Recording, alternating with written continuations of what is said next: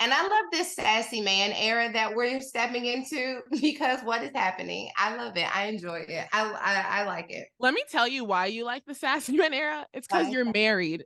For those of us that aren't. Because I'm not shopping, because I'm not at the grocery store.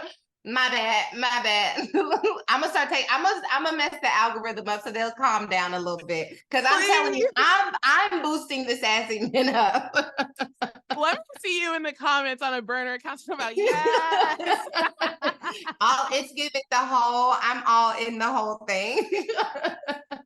I'm gonna be waiting for you to hit one of these during a sermon. Okay. My daughter was like, "Mom, please on Sunday, would you please just give it to him one time?" I'm like, Kenzie, I don't think you got to know your audience. Like, right. I don't want to know what it means. I gave her a little 4 times 2, 10 minus 2. I gave her a little bit of that, but they're not ready for this. I can just imagine the saints. You start doing this, they're gonna say, "Hold on, glory." They already be like, "What are you doing up there? What are you talking about? You came through with a word, but we was nervous there for a minute.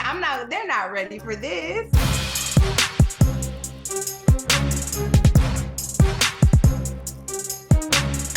Hello, everyone, and welcome back to Do I Know You? I'm not gonna lie, I know I say this every week, but I really do mean it every week too.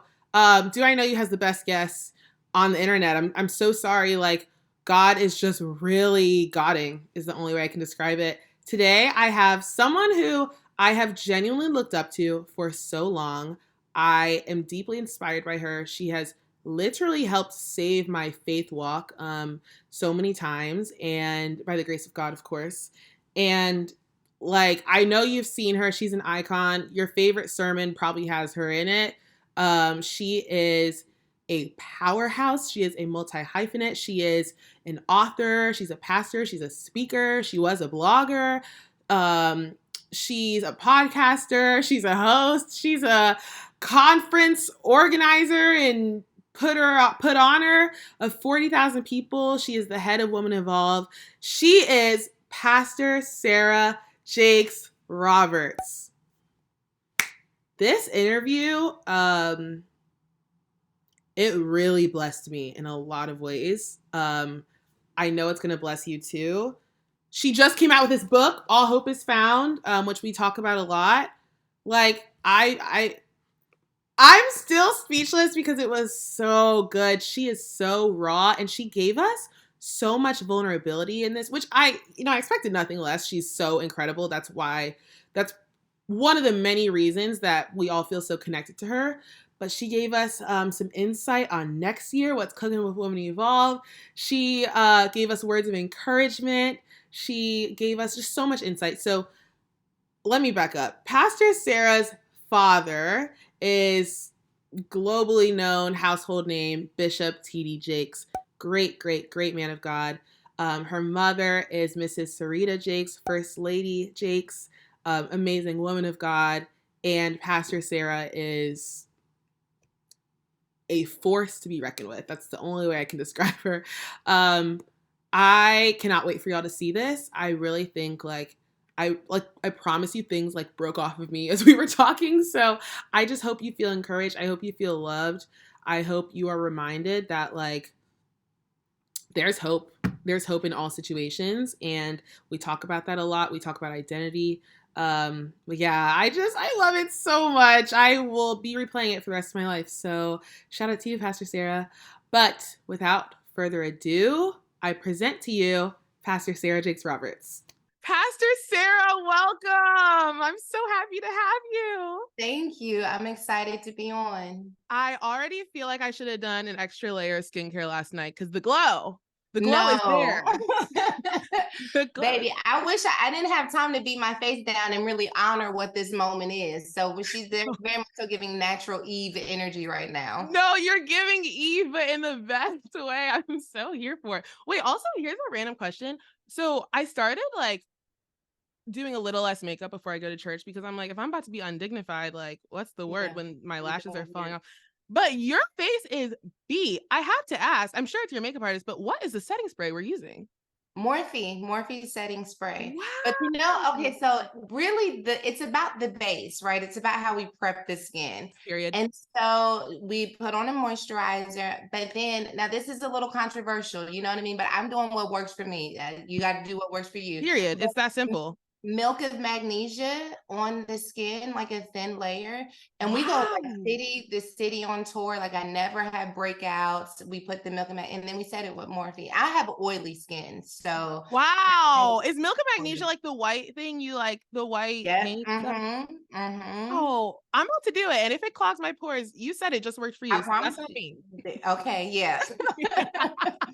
Well, I'm so happy to have you. I just want to jump right in and talk about how you grew up. There's plenty of interviews where you can hear more about your life story, but I like want to get deep. So we're going to skip some of that.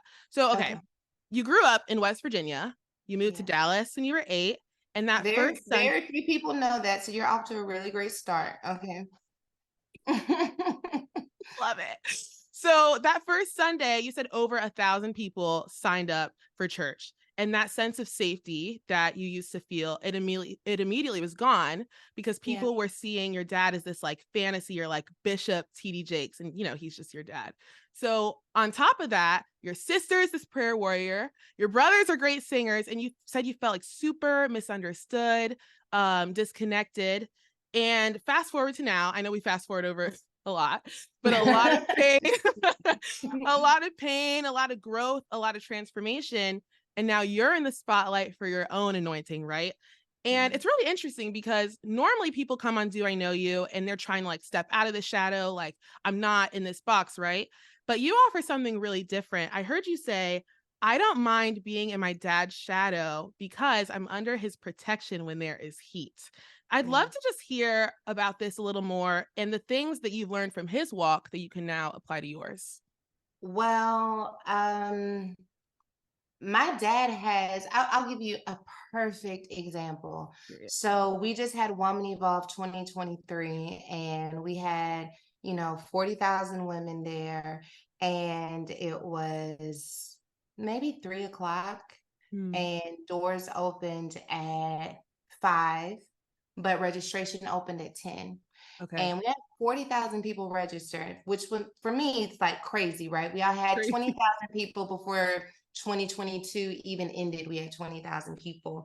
And so I'm still wrapping my mind around this exponential growth.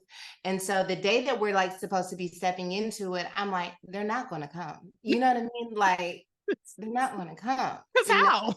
You make a decision a year ago, you see some things change, you're like, they're not going to come. Wow. And then it was 3:00 and I think we had 5,000 people checked in, which 5,000 people is a lot of people. And I'm not really like the numbers girl, but for me, we rented out this huge stadium and to have 5,000 people, it's going to feel empty. And I'd rather it feel intimate. Like you take 5,000 people and put it in a room that fits 5,000 people and it feels like connection. And so my big thing is like, we're going to have this big stadium and it's going to be empty and it's going to be ridiculous. And I called my dad and I told him registration just gave me the latest numbers. Only 5,000 people are checked in. I think we're in trouble. I don't think they're coming. And he was like, Sarah, I'll be there in 10 minutes. And he comes in and he's like, Sarah, this is normal. I saw the people driving in. I know exactly how many people are. People don't come and check in at 10:00 in the morning and the thing doesn't start until 7. Wow. And so what I meant by standing in his shadow and there being protection, certainly there's a public opportunity there in which, when there's things that happen in the news or things that are happening within our family, he's going to take the first hit because he is who he is. Right. There's also the wisdom, the shadow of wisdom when he's been there before, that's able to help me measure what's a crisis and what's not, what's normal and what's not.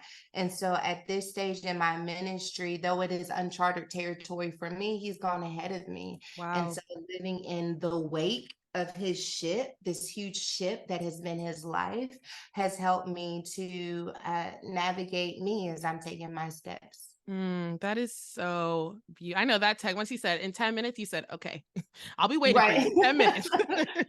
Because make it make sense, sir. Make it make sense. I posted the picture of when he came in there and I've like got my wig cap on. I'm in hair and makeup. Because from the outside looking in, like nobody knows that I'm worried. Nobody knows that I'm like, what if this is a failure? What if no one comes? And he knew because he'd been there before. Wow, that is so beautiful. And I think shifting the perspective from like, oh, this whole I'm in your shadow because it's a bad thing, but like, no, what you said, it's protection. It's you've been here before. It's you've walked before me. It's really giving like, it's really like a blessing in so many ways. And I think that's something I try to highlight on this show too. Like, yes, there are pressures. Yes, there's, all these things. I feel it with my brother, but like, there's so much beauty and privilege with it too.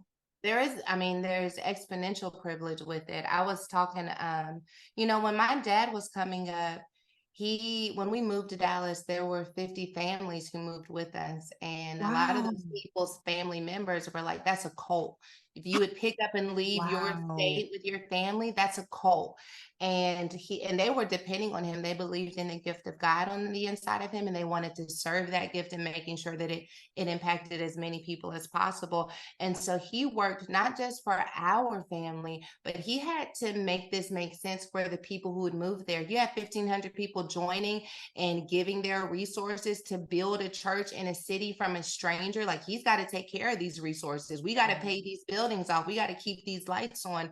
And so, the responsibility that he had to work that hard is something that I don't have to do. Right. I don't have to work hard, right. But you know what I mean? The church is established enough that everyone's family isn't depending on me. You know what I mean? Yes. It's already sustained. It's already built in. Now I got to take care of it.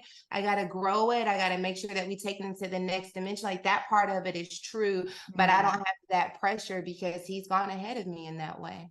Absolutely. And I'm sure he was also a blueprint for you. I heard you talking about when you had to make your first hire and the fear and the that came with that. And like, it's like kind of the same thing, right? Like, you have people literally depending on you for their livelihood. It's like, I'm sure, of course it's different. Like, your dad and you're different. But I'm sure in a way, there's a lot of similar themes that you could take from that experience and apply it to your whole business and everything. For sure. Yeah. I didn't want anyone depending on me to pay their rent, because that just feels like, period. Baby girl, don't do that. Don't do that. Take care of yourself. But we had grown to such a point where I knew that I couldn't keep answering the emails and running the social media. Like, I couldn't do it. Yep. And having the faith to believe that sowing into someone else would allow for there to be harvest of impact and even just a harvest of rest and more downtime for my family is definitely something that I had to like lean into him for. And now, I've probably got 20 team members, and it's a thing. But I'm on payroll. I love it. Yes, ma'am. but it's been a blessing. That's so beautiful.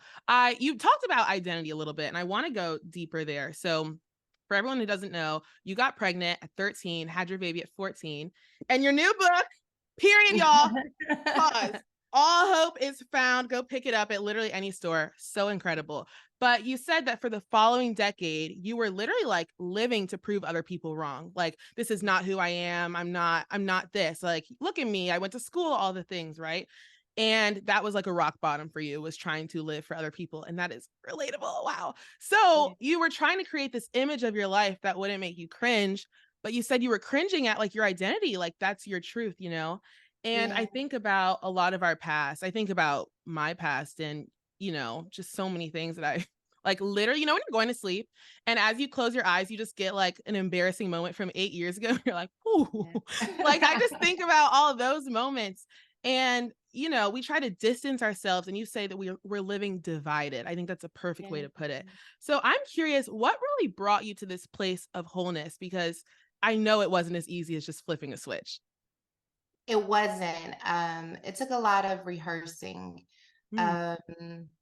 Because when we live divided, it's like, I'm going to block out that part of me. So when it does come and find me in the middle of the night, it is a shock. It's an assault. It's reliving it again, because I have tried to distance myself so far from it that when it invades my space, it's triggering. And so it started with me just rehearsing it. Like, I cannot react traumatically to my truth Wow. every time. Mm, Like wow. every time I hear about me, I'm ashamed again. I'm upset again. I'm a 13-year-old girl again every single time. Wow. And it felt like the least you can do. A lot of people are like, I want to overcome my story so I can share it with people. And that's noble. That's not how I started, but that's noble. I started telling myself my story for myself so that I Wow. was no longer caught off guard when my truth came and presented itself to me.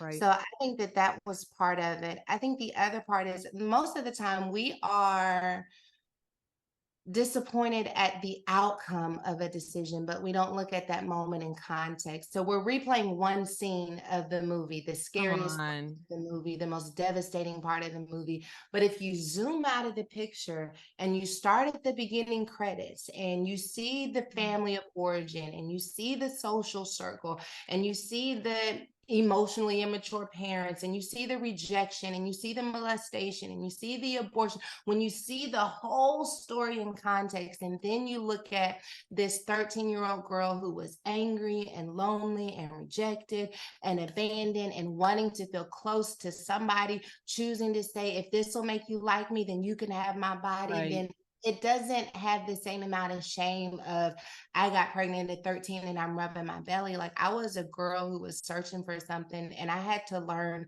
to look at myself with compassion instead of judgment so that I could show other people how to do the same. Come on. Come on, movie. Come on, cinematic film. Yes, start with the beginning credits. That is so good. Because why would you start a movie Right. halfway through and play it for 3 minutes and turn it off? That doesn't even actually make any sense. Guys, we're not doing our best work here. This is not our best work. But that's how we live. That's the divided life is one that can only handle yourself in doses. Ooh. And integration is to say, I want to own all of it. And that doesn't mean I'm going to own my flaws. No, I want to own every step that led me to some of my most painful but powerful moments in my life. There's no way I'm talking to you if I'm not pregnant at 13. You know what I mean? Right, right. To say like, oh, I want to be in Time magazine, I want to do this, I want to do that. Like that's great. Right. But my therapist told me today that the light enters through the wound. Ooh. And so the light that people experience is very much so connected through the wound. And the wound is not the teen pregnancy. The wound is the rejection and the abandonment. Wow. The sun was the light in that wound. Your therapist said the holidays are coming up. The race is necessary. Let's get you together. I don't want to hear nothing from you during this holiday season. I love that. That is so good.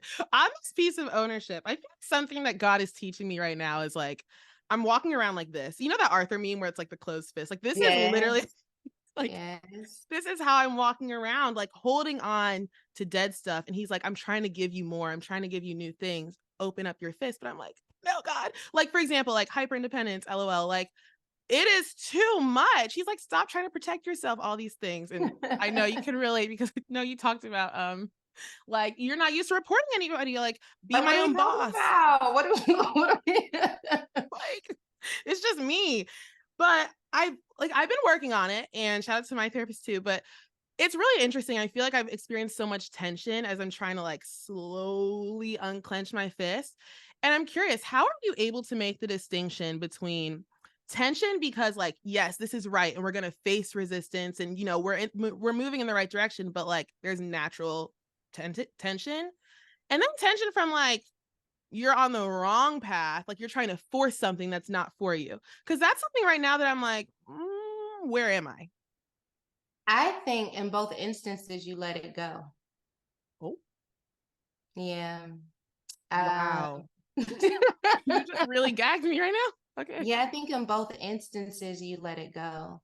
Because I think if you are unsure, you got to back away for a minute and you got to rest and you got to breathe and you have to stop trying and see what rises to the surface. Because sometimes we are holding on to things that are no longer true, or we're holding on to other things that have become our will and not his. and to be able to say, you know what, I'm gonna let it go, and I'm gonna see what rises to the surface. And based off of what rises to the surface, I will know, based on my relationship with God, what I need to pursue. Because I'm gonna be honest with you, I think that most of the time, the thing that we are trying to pursue has more to do with us than God.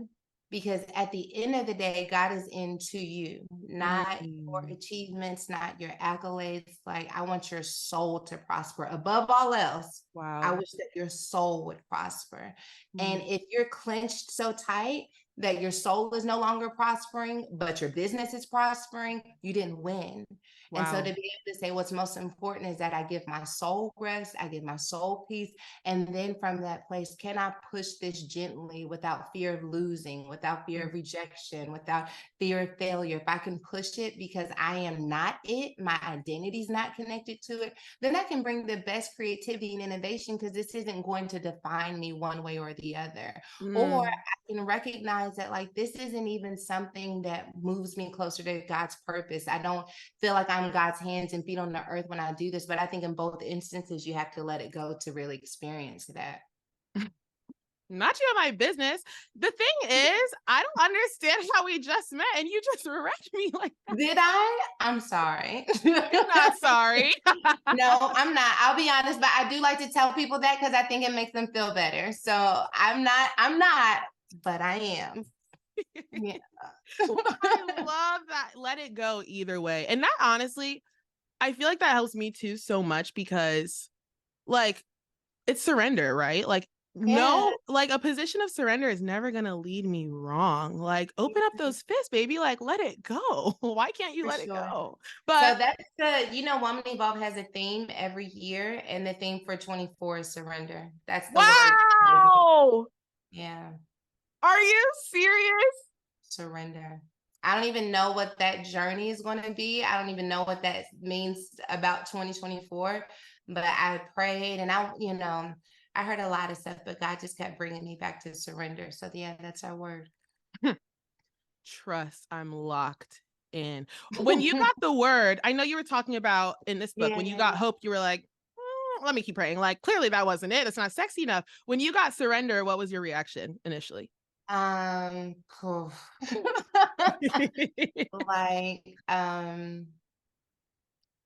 felt peace. I felt peace. Wow. I'm at a stage in my life where I'm having to surrender to, which I don't enjoy. I don't think anybody loves it, right? But I'm so chill. Like, it's crazy because, like, I preach, and I think when I'm preaching, I'm in like fight or flight because I've had to overcome so much of my fear, so much of my insecurity. So by the time I'm like, what's up? Let's go, right? We're here. And then I overcome that, and then I'm like, oh, now I can go back and go chill. Right. And I'm having to surrender to, I think, this level of exposure. Wow. And in many ways, this level of acceptance. Because I think that when your biggest trauma comes from a rejection, that people can want to be your friends one day and then people move their children away from you the next. Wow. The idea of acceptance feels very fragile. And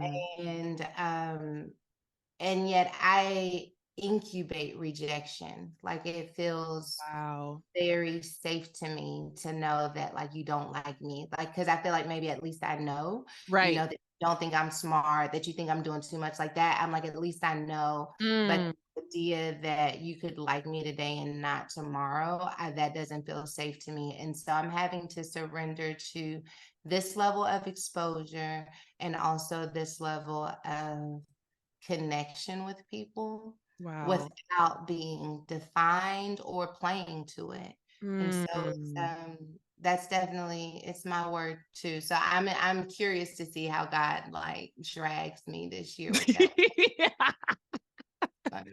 By the edges, like, there's no playing. It's actually wild. So last night, some of my friends I live in Chicago, and I like love my church, and like, I'm just so grateful for the community. And we were praying before this interview. I was like, y'all, I need you to lock in. And we were praying, and we had finished, and my leader, actually, she was like, hold on, I have one more thing. I kid you not. And she goes, I just want to cover Pastor Sarah Jakes Roberts and this level of attention. She's like, I just know how our world is and all the things. And like, she's moving and grooving and like things are going to be thrown. And like we just can't imagine. We think we see, but we can't imagine. And we literally covered that for like 10 minutes last night. So that's so wild that you say that right now. That makes me feel good. That makes me feel good.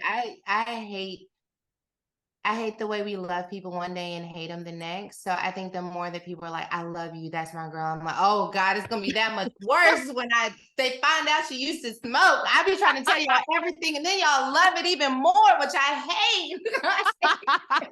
Every time I try to tell y'all something to run y'all off, y'all be like, girl, me too. I'm like, oh Lord, what are we gonna do? No, we're stands. Like the delegation is here, honey. And it's also like, I saw someone comment on one of your pictures. They were like, love that I can be in an era where my pastor has a 40-inch bust down. It's like they did. And I was like, I definitely saw that comment. I didn't know if I should apologize for it or like it. I didn't know what to say. No, we're here. Whenever you need some encouragement, I really got you. But I want to talk a little bit about purpose. Big word thrown around a lot, but you have broken it down very beautifully. So if you don't mind, I'm going to go on a tangent really quick. Go for it. Thank you. So you've said that purpose evolves, like it never changes at its root. And we see you now on stages preaching to 40,000 people, Shout Out Women Evolve. But even when you were in other roles, you were still in purpose. Like you've been an admin assistant, a blogger, a receptionist, like you were still in purpose because you said there was a common thread where you were creating environments where people are safe to see themselves. Like that is literally my goal with the show. I think that's so beautiful. But like, yeah, you were blogging, you would like connect with people and pray for people. And you're like, this kind of feels like ministry. And when I heard you say that, I was like, whoa, this feels like my life. And I can tie it back to, there's somewhere in Exodus, I was reading where Moses is at the tent of meeting, right? And it's like a regular tent. Like there's nothing special about it. But when the presence of God falls, it's the tent of meeting. And I was like, wow, God, like this is what you're doing right now. This is a regular Zoom link, a regular table, a regular couch. But like when I'm in purpose and when I'm in anointing and when your presence falls, like this is my talk show studio I'm praying for. This is my ministry. And I guess my question for you after all this is, how do we have the faith to believe that these seemingly like random and mundane moments are actually connected to be fueling our own ministry? I sometimes questions like this make me feel really inadequate because I don't always think that I have the right answer, or at least the answer that people want to hear. So this is either not the right answer for you or not what you want to hear, and only you can decide. Okay. But you don't know. You don't know that the random moments are fueling your purpose. You serve the random moment like it is your purpose. Like tomorrow's not promised, and this is all that God's given me. And if I never get to preach again, if I never get to podcast again, if I never get to tell someone something again, this is what I would want them to know. Wow. I am not counting on 30 years of stadium conferences. I'm not that presumptuous.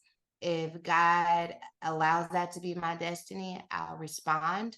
But I planned Woman Evolve, like if this never, so much so that I didn't book a venue for 2024 because I didn't know if people were like just coming to be like, let's see what's happening here. Wow. Okay, cool. And then like, I probably won't come next year, which I didn't care like that. Right. So I, was fully prepared to like, we're going to go smaller next year. It's going to be great, whatever. I treat each moment like it's the only moment. And if it's the only moment, this is what I know that I think you should know.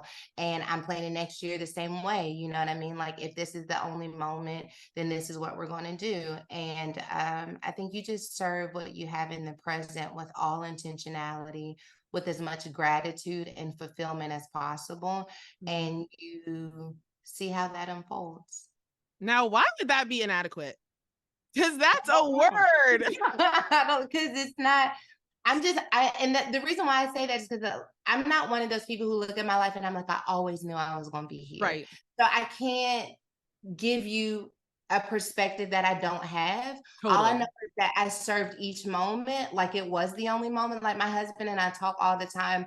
When he first met me, I had gone through my divorce. I had been living at home with my parents. I had recently purchased my own home. It was me, my 2 children, my younger brother. And I promise you, Jordan, like it was my dream. Wow. Like it was my dream. I was like, I'm finally safe. My son can walk to the bus stop. Wow. Like it was, I didn't want anything else. Like I think I was still blogging, but it wasn't like there was no book out. I wasn't speaking. Like it was my dream. I loved it. And so everything that has happened since then has just kind of been like God's dream. And I'm like, are you sure? And he's like, all right. I'm like, okay, here I go. That actually makes sense because I remember, I think I read that you said that your people don't know that like you are really like a 1950s housewife at heart. Like I can see that in my core. One, I like to be at home every and time. creating safe spaces. Like I love creating safe spaces for my family. And yeah, I mean, yeah, that's it. I mean, I don't blame you because what's outside? Nothing.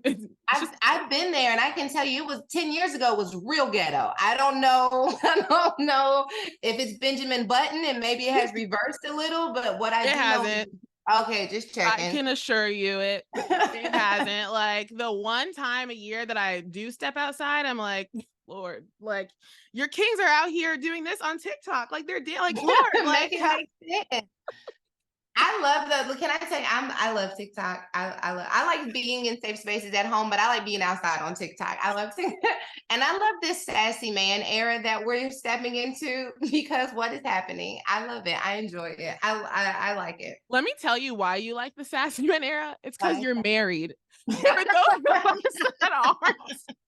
not shopping, because I'm not at the grocery store. My bad. I'm gonna mess the algorithm up so they'll calm down a little bit. Because I'm telling you, I'm boosting the sassy men up. Let me see you in the comments on a burner account about yes. It's giving I'm all in the whole thing. I'm gonna be waiting for you to hit one of these during a sermon. Okay. My daughter was like, Mom, please, on Sunday, would you please just give it to him one time? I'm like, Kenzie, I don't think you got to know your audience. Like, I don't want to know what it means. I gave her a little 4 times 2, 10 minus 2. I gave her a little bit of that, but they're not ready for this. I can just imagine the saints. You start doing this, they're gonna say, hold on, glory. They already be like, what are you doing up there? What are you talking about? You came through with a word, but we was nervous there for a minute. They're not ready for this. Well, I'm gonna pray about it anyways. I'm gonna have faith. That is so funny. Okay, so towards the end of your book, All Hope Is Found, I keep holding it up. I just feel like it's also a perfect size. I just traveled this weekend and it just slotted so well in my bag. That's like it's the little book of hope. Yes, it was literally the little book of hope. I love it. But towards the end of the book, you said that one of the most important questions you should ask someone when getting to know them is, what is your hope? So Pastor Sarah, I would love to know, what are your hopes? Oh man. My hope is that I will embrace rest.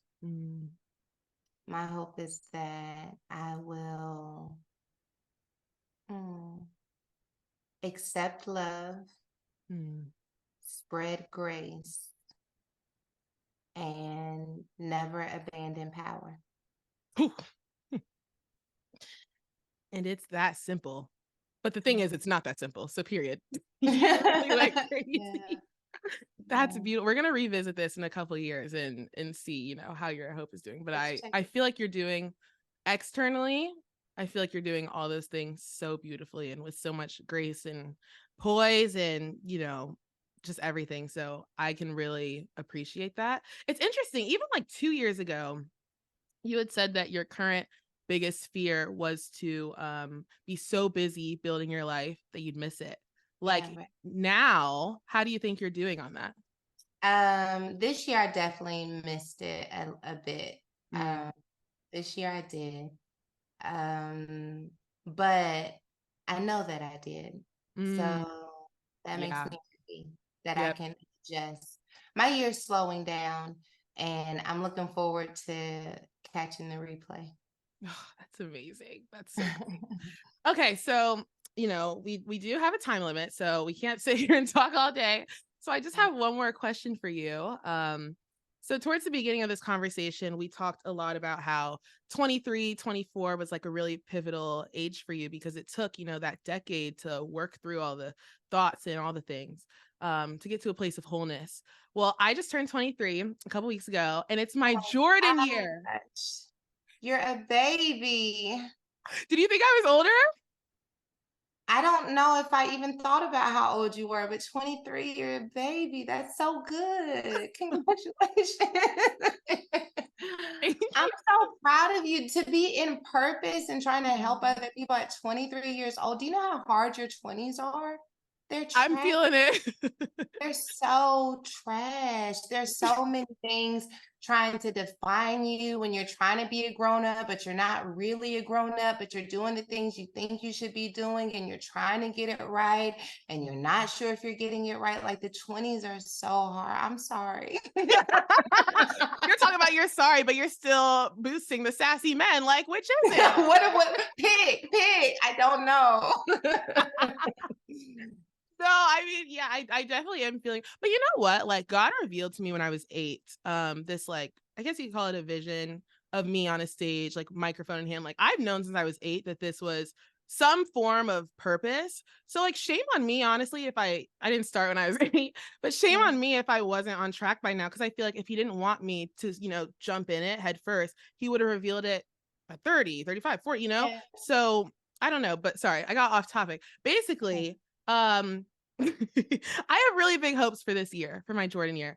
And I'd love for you to just give me and other people in this era, 23, 25, maybe young, anyone in their 20s, maybe, just a word of encouragement for this era that we're in. Okay, so don't let the pressure of your 20s or the pace of what's happening around you to make you forget that there is no better time to be a bad donkey than in your 20s. That the sooner that you can trust that alignment with God is not just rooting you, but also propelling you, then you will take chances without fear of loss. You the thing about your 20s is you can't lose.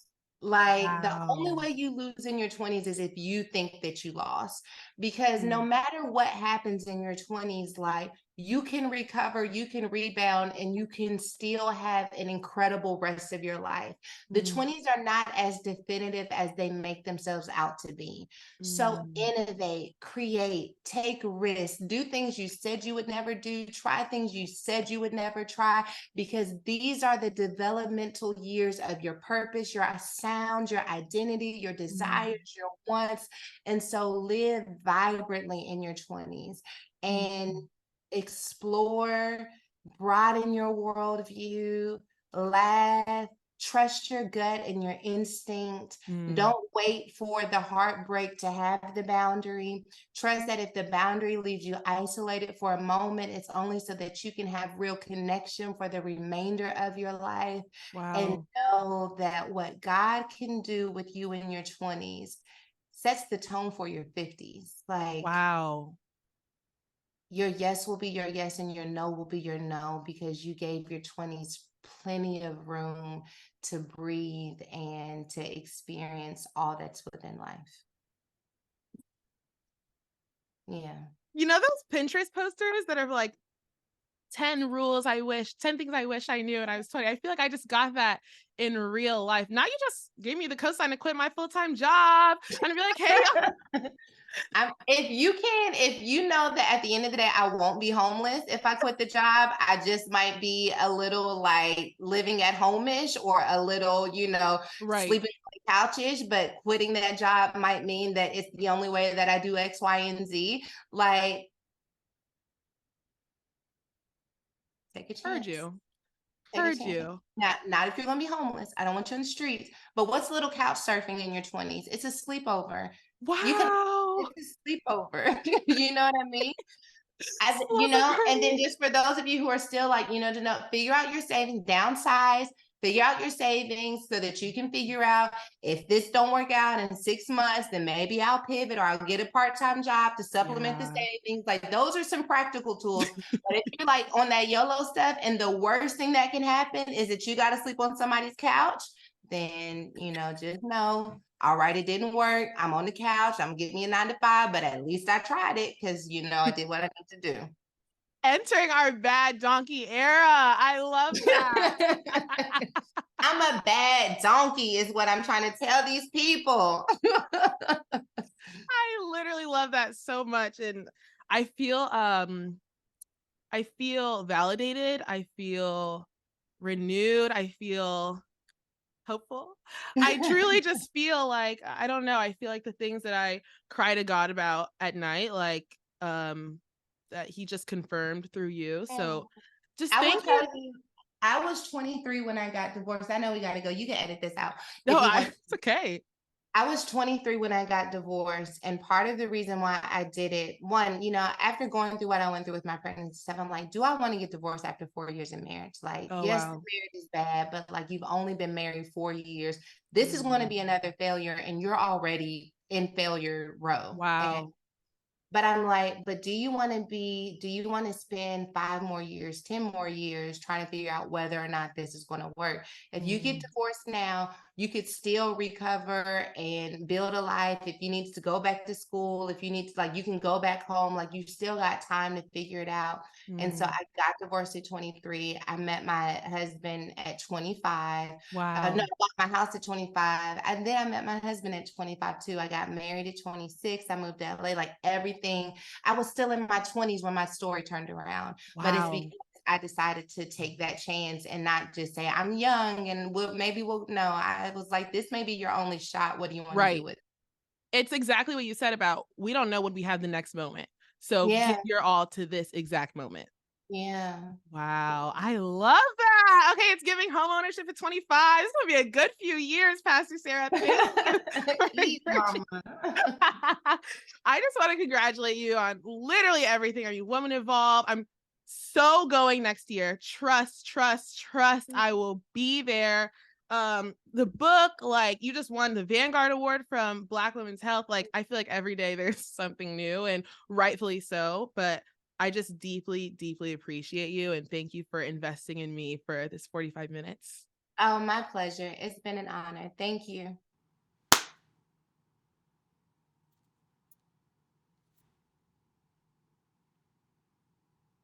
What do you want me to say after that? I don't even think I should say anything after that.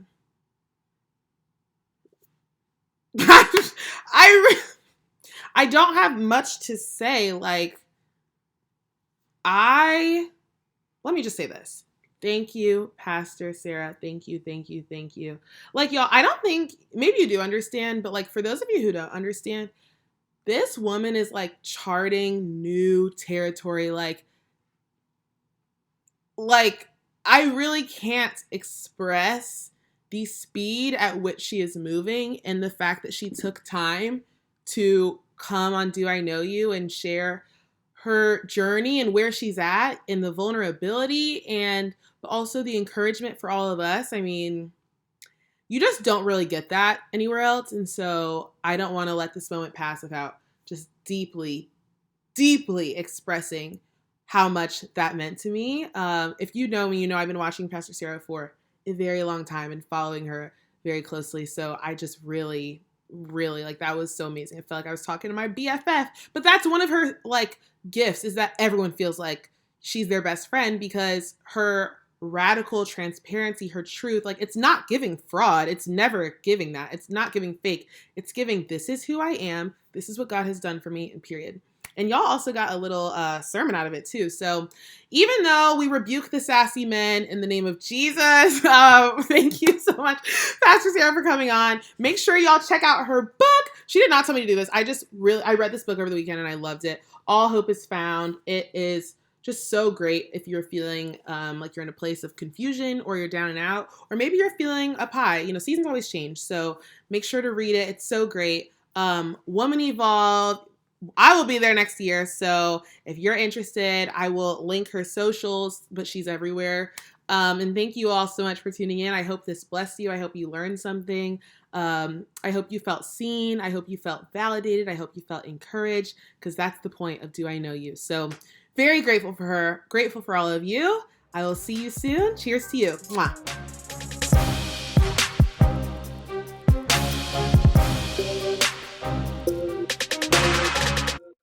Not you in my business. The thing is, I don't understand how we just met and you just wrecked me like that. Did I? I'm sorry. I'm not sorry. No, I'm not. I'll be honest, but I do like to tell people that because I think it makes them feel better. So I'm not, but I am.